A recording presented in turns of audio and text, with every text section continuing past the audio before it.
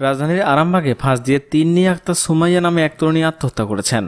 মঙ্গলবার সকালে অচেতন অবস্থায় পরিবারের সদস্যরা তাকে ঢাকা মেডিকেল কলেজ হাসপাতালে নিয়ে গেলে চিকিৎসক মৃত ঘোষণা করেন। মতিঝিল আরামবাগ 38-এ একটি বাড়ির 4 তলায় মাসিমা আক্তারের সঙ্গে থাকতেন তিনি। তার বাবার নাম মৃত আব্দুর রাজ্জাক। হাসপাতালে তার মামা সোহেল জানান, বিভিন্ন বিষয় নিয়ে তার মার সঙ্গে কথা কাটাকাটির এক পর্যায়ে অভিমান করে তিনি বাসায় ফ্যানের সঙ্গে ফাঁস লাগিয়ে আত্মহত্যা করেন।